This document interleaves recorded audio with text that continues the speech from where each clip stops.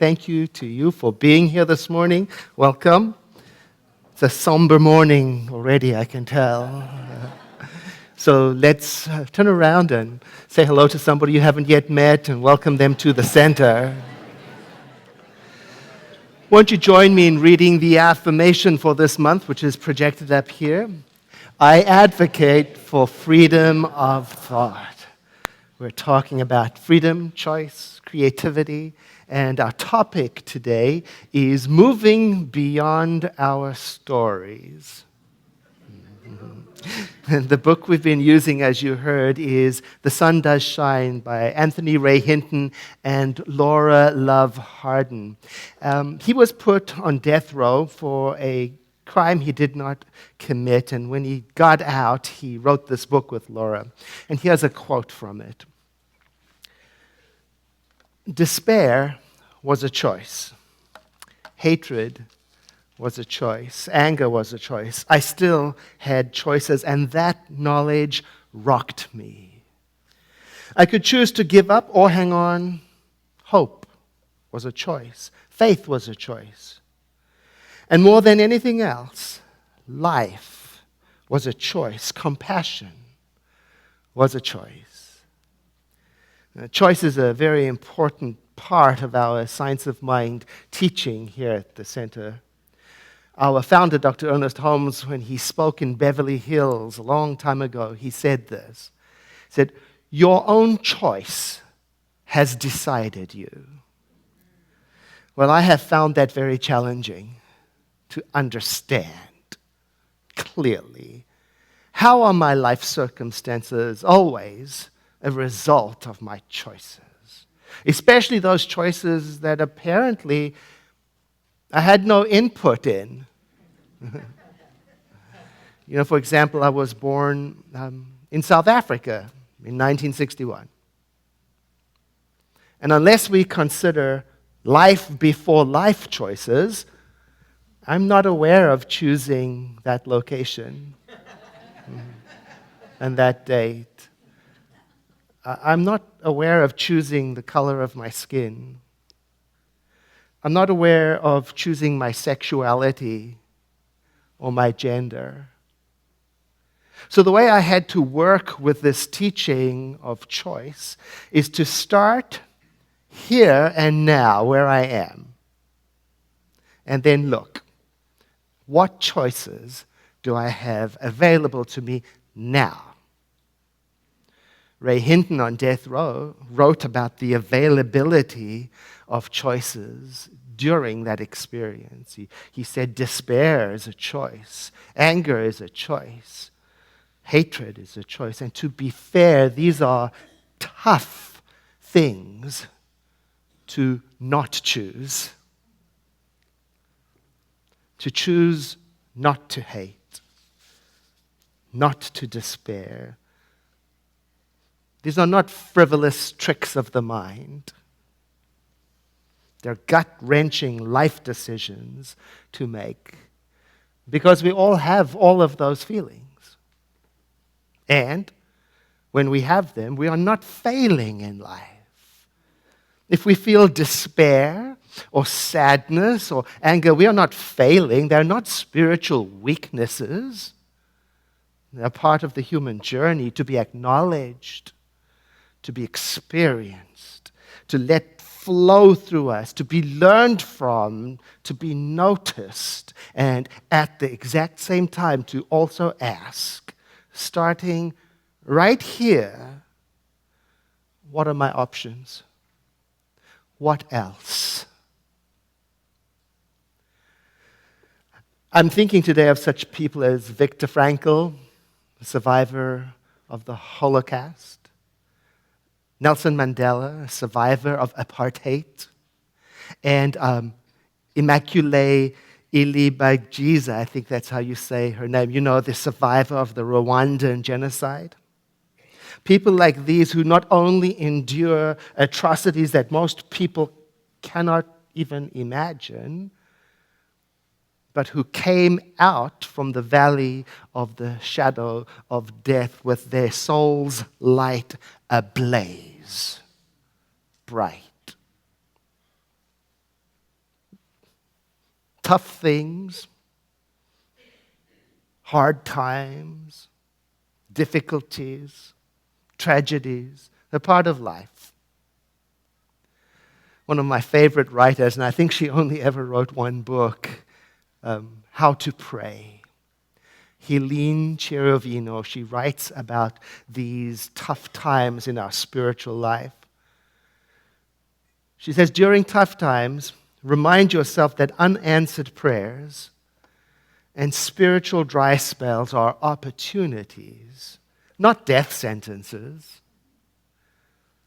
They have the power to deepen your understanding of prayer. Such hurdles strengthen your prayer muscle, teaching you to look beyond simple yes answers and feel-good prayers into a more profound spiritual life. After dealing with the heavy issues of unanswered prayers and the spiritual desert, it becomes obvious that a relationship with God is not just about asking and receiving. It's about recognizing that God is in everything, in the joy and in the sorrow.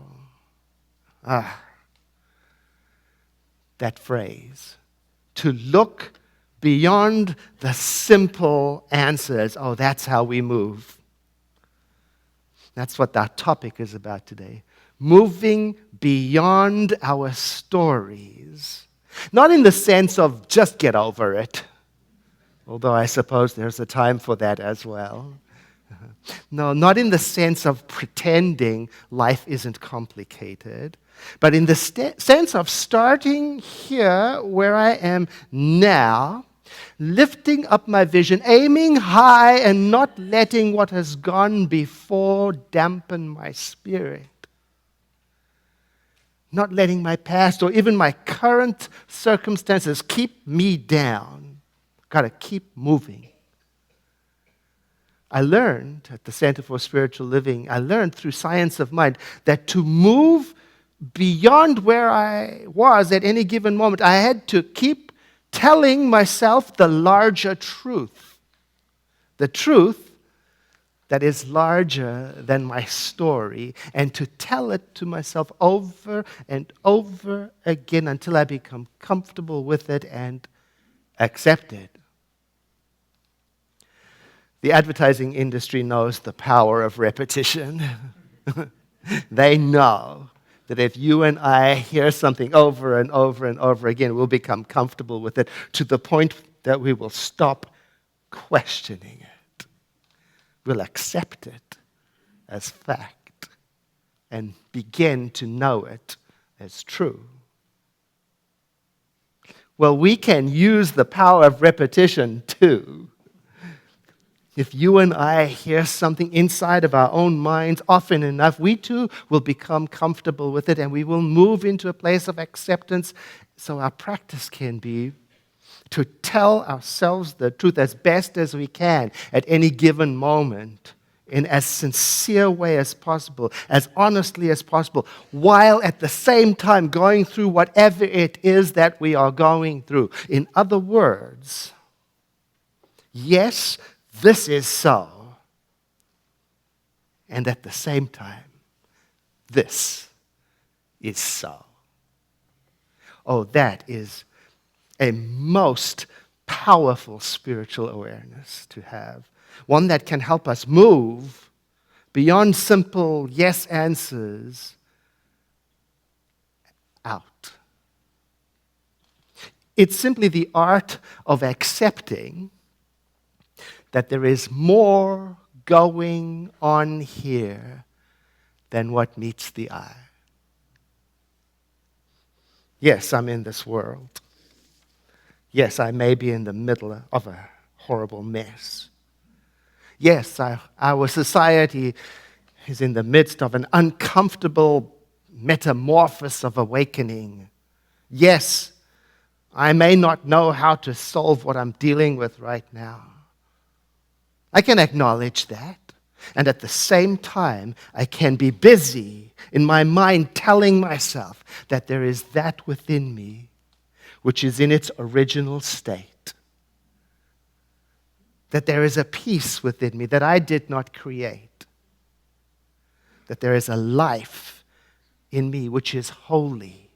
And then when I meet the world from that, oh, such presence. Take, for example, our nation right now. I can see it, you can see it, the movement of the social mind, the group consciousness. People are struggling with important issues like maybe never before.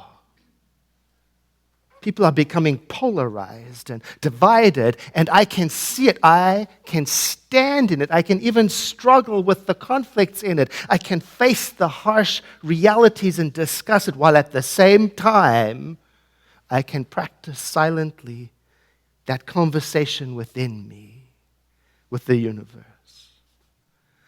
Everything I need to know about what lies before me is available to me through the mind of the divine within me. My mind is a center of creativity within the divine mind. I am part of an infinite flow of expansion and possibility. I am here to express love. I am not here to be subject to the consciousness of the group mind. I'm not here to settle for average. I am here to see through the density of dull thinking. I'm here to exercise my right as a creative point within the divine mind. I'm here to exercise my choice. I am here to show the way. I am here to demonstrate hope and to prove peace. And this is how I can move beyond the story of the group social mind and its easy answers while still navigating through it. I stand in what is going on and I deal with it. I don't avoid it or pretend it's not happening, but all the while, at the same time, I am refreshing the inner good news of the Spirit, because I cannot afford to put all of my trust on the outer news. No. My practice is to turn my inner attention to what is also true, if not truer than what is happening. My mind is a center of activity within the divine mind. I shall not want. I am created for the expression of love. There has never been a time when I have been separated from my source. I am connected to all things and to all people. And more importantly, I am connected to the center of the universe from which all things come. I am made with a sound mind. I am able to see through the march of history to the thread of holiness. My pattern is based upon the pattern of holiness. I have inner resources available to me. I have creativity as an option. There's never a lack of available options. My sense of self does not depend on outer circumstances. I am whole. I am in the right place. I stand in the heart of God. Oh, the self-respect that grows from remembering that. Then when your voice speaks to the issues of the world, stripped bare of resentment, intimidation, rage, then what comes through has weight and integrity, honesty, realness, and it can move mountains. I want to be good at that. I want to get good at that. Yeah, I'm remembering a colleague of mine told me that an expert is someone who specializes in a subject, which means they know more and more about less and less until they know everything about nothing at all. And I was remembering that because I thought to myself, I don't want to specialize in the group mind of what the crowd thinks. I don't want to be so good at the ways of the world that I forget what else is also true. I don't want to know more and more about what is less and less helpful. I want to become an expert in something higher. So this week, my assignment, and maybe for you too, is to choose something to specialize in. Oh, what will it be? Well, how about this? Specialize in your own loving, forgiving, true, kind-hearted self. Oh, never mind what society says about human nature. Leave that up to society. You know, its opinions are getting worse and worse. Just take a break for a while. You can, because society will be right there when you come back. And when you do come back, you will have a soul-bright light. And you will lift up society with your light. Because you've been busy remembering. You've been busy becoming an expert on your own self. Now, to be sure, group mind, society's mind, is not the enemy. No, not when you remember who you are. Because then you can see it. You can see the chaos of the group mind, everything that's in it. Everything, even the beauty of it, just the way that it is and just the way that it is not. But you don't mistakenly think that it is the all that there is. It's like going to a movie and being thrilled or frightened, engaged, excited by what is projected on the screen without ever mistaking it for the holy life of reality. Or this week, maybe you want to specialize in your uniqueness as something worthy of celebrating. After all, you are eternally the exception to everything. Oh, I remember a time when somebody told me, "You don't fit in." She didn't mean it kindly. But after the initial sting, I thought about it, and I went, she really sees me. Thank you. You see me. The accusation, there is nothing about you that fits in anywhere, it became a joyful realization, an affirmation of truth. And I moved from being hurt by it to being liberated by it. So if your story up until now has been about trying to fit in, becoming acceptable, blending, think instead of becoming an expert in your uniqueness. And if society should ask, what's so exceptional about you? You can say, why? I can name a dozen things that only I have.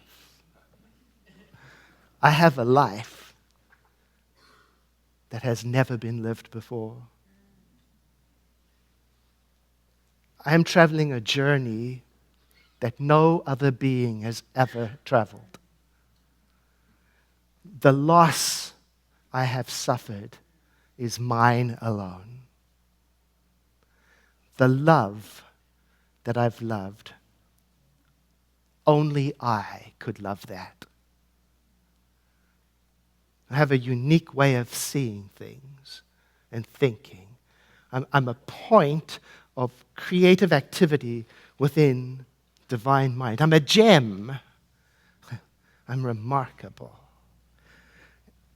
And so it is that you become an expert in your specialness and let it move you through the stories into your freedom. Oh, here's another specialty you might consider. How about becoming an expert on embracing change?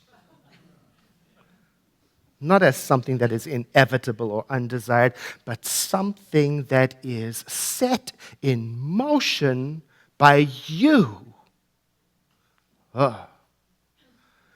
Practice embracing it, change, as desired.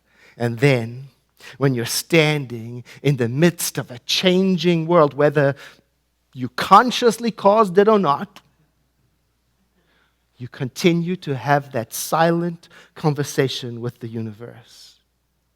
Thou preparest a table before me in the presence of my obstructions. My cup runs over.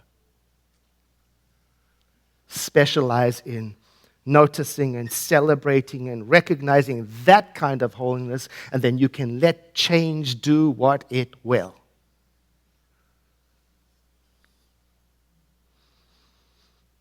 Or another possible specialization to help move you. Specialize in being the voice of optimism and hope. I've been trying to do that for myself and for other people. Oh, it's very interesting. It can have the effect of quietening down a raging storm. Try it. Try becoming an expert in it by dropping the voice of combat, by dropping the need to rearrange other people's thinking, by dropping the need to make other people fit in. After all, they are as unique as you are.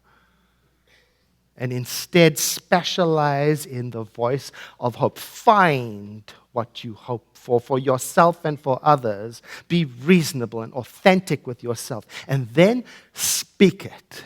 Oh, the energy of hearing someone's undefended hope, their heart speaking. Why, we just want to sit down next to those people. And then silently remember along with them something like, there is something within me that understands all things. Something that is untouched by change or the chaos of this world. Something in me that is unswayed by the energy of my environment. Something in me that is undulled by the average thought of the group mind. Something in me that can never be hypnotized by the downward pull of doomsday thinking. No, I have no affinity with that. I am here to express holiness. I am here to exercise choice and to create. I am here to show the way. I am here to bring hope and to prove peace. I am here to demonstrate love. I am here to show kindness. I'm here to connect, to care, to share. And I am the only one in all of creation who can do what is mine to do. The only one.